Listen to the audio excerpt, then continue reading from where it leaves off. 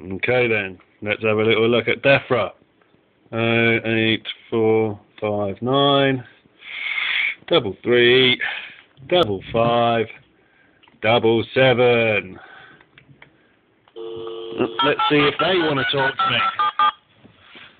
Welcome to the Department for Environment, Food and Rural Affairs helpline. Please be aware that calls may be recorded for quality and training purposes. Good. Please listen carefully to the following options and select the option you require. To report dead birds or for information about poultry registration, please press 1. For all other DEFRA inquiries, please press 2. Please listen to the following options and select the option you wish to be transferred to. If you are calling about quarantine, DEFRA farm surveys and assessments, formerly whole farm approach, or DEFRA publications, please be aware opening hours for these options are 9 a.m. to 5 p.m. Monday to Friday. Wow, this is Press awkward 1 sitting for the there. pet travel scheme. Press 2 for quarantine. Press 3 for DEFRA farm surveys and assessments, formerly whole farm approach. Press 4 for DEFRA publications. Press 5 for the DEFRA helpline. Press 6 to hear these options again. Well, be the helpline then, I should think.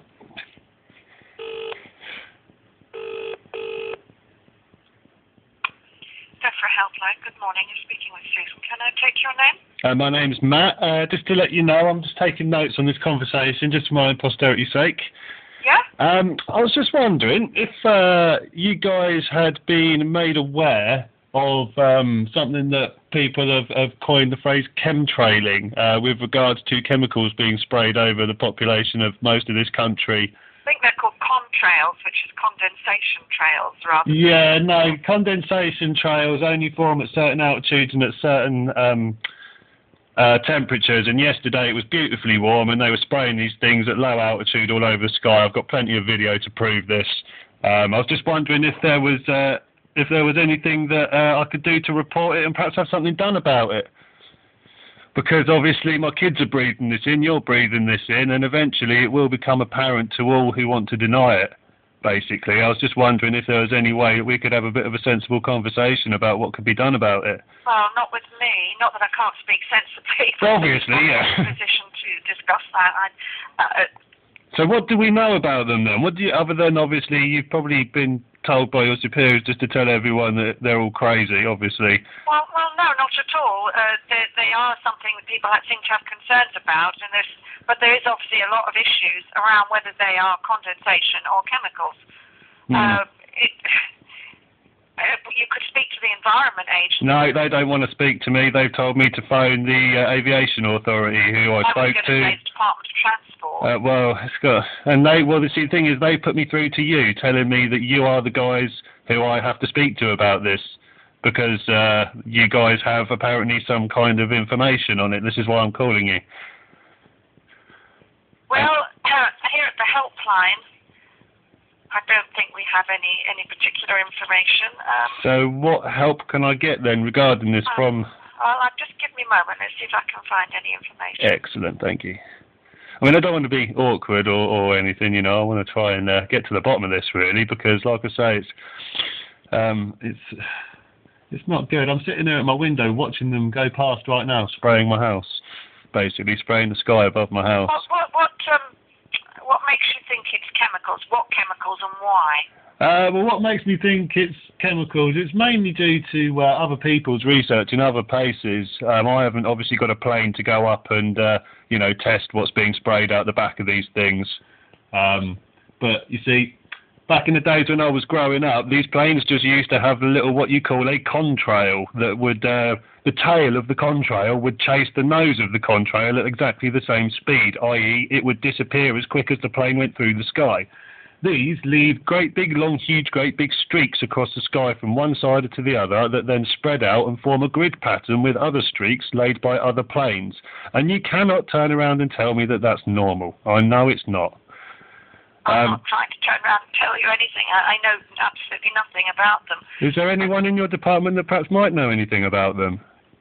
Well, it's just that any information, any queries that come in about CONtrails or Chemtrails, whichever you care to call them, we should refer to the Department of Transport. The Department of Transport? Yeah.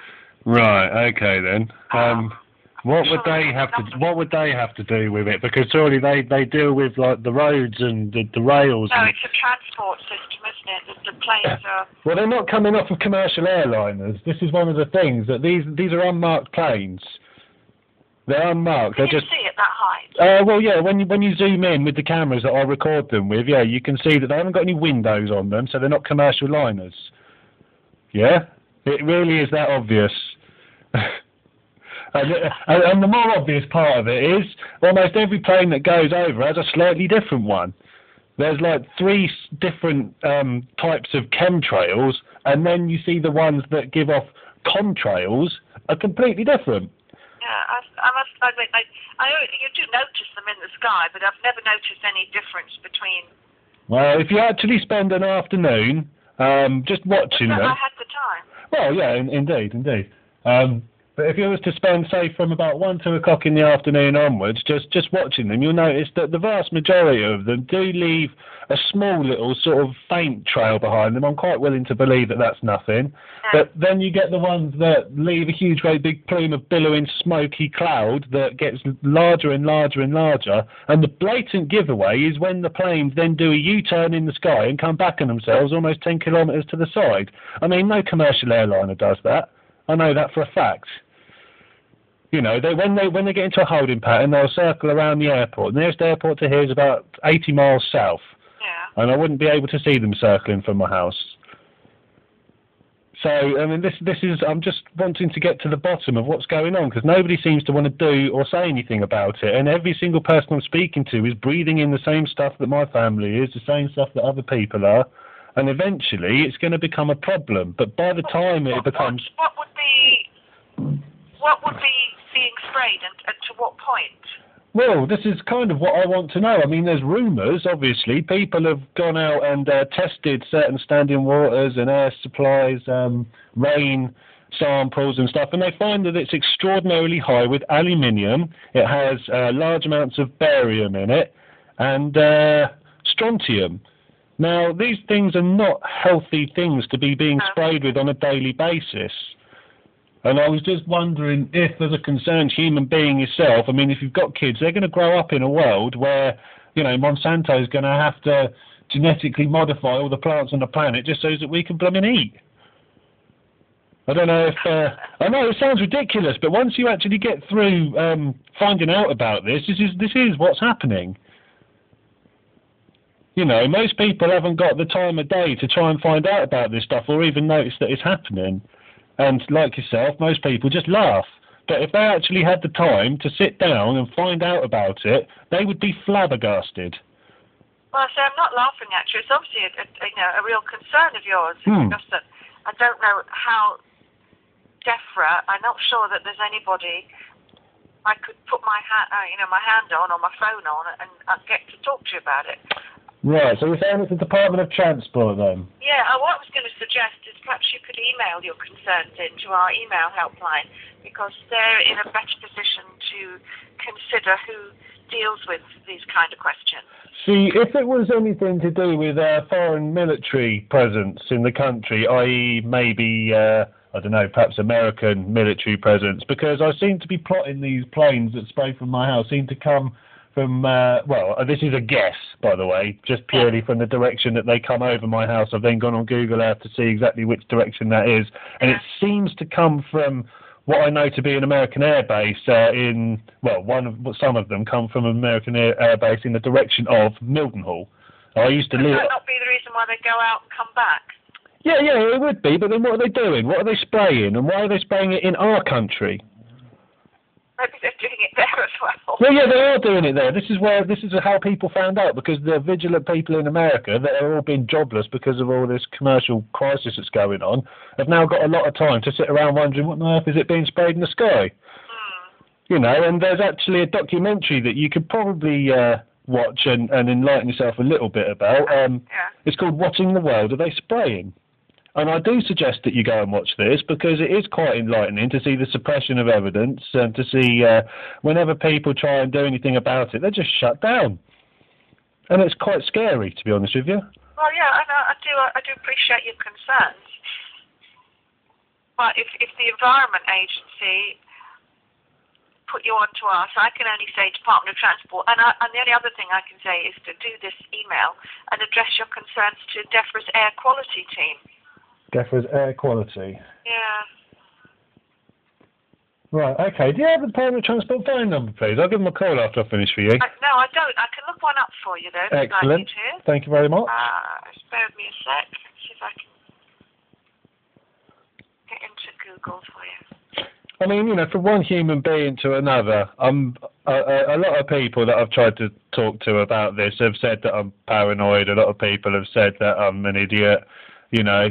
But the thing is that there are thousands of people across the world that are obviously paranoid idiots that are scientists that have come out with scientific proof that this is happening and it's being ignored. You know, and it's disgusting abuse of power, basically. Whoever's doing it is poisoning whatever populations that they're spraying.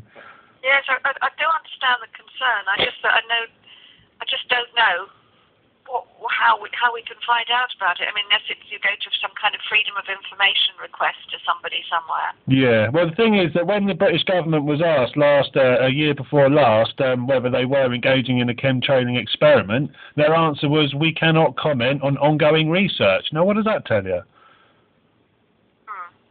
Yeah, that's what I was thinking. Well, maybe that was last year. Maybe they can comment this year. Yeah, I doubt it.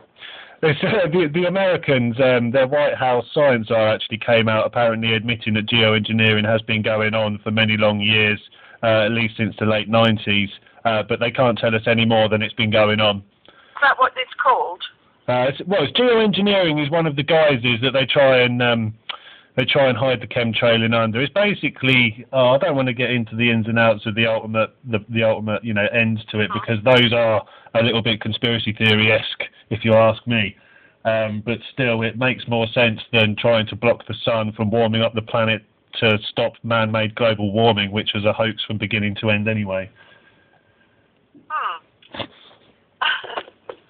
Well, I'll have to do a bit of research about this. Like I say, but let me give you the telephone number of the Department of Transport. Okie doke. I've just found it. It's 0300. 0300. 0300 330 330. 3000. So that's 0300 330 3000. Right, okie doke. Okay, and I'll tell you what I'll do is I'll give you. Can I take a phone number, Matt? With regards to what? I mean, what, to give me a call back about something? No, it's just to log our conversation. But I'll tell you what I'll do is give you a reference number. Right. Okay, it's 591. Right. Yep. 235. 235. Yeah, that's just a reference for our conversation we've had today. Right. Okay, then. Cool. I wish you luck and hope that you can, you know, get some answers. Yeah, I mean, like I say, I would advise you to, when you get home tonight, instead of watching Dancing on Ice with Celebrities Get Me Out of Here because I'm brilliant or whatever it's called, if you go and just go on to Google videos, type in "what in the world are they spraying," and just watch that, and then it'll just give you a little bit more information than you'll get from anywhere else. Okay, I'll do that. All right. All right, Matt. Okay, peace and love. You have a good day. Thanks very much for that. Cheers. Bye bye. Thank you. Bye bye.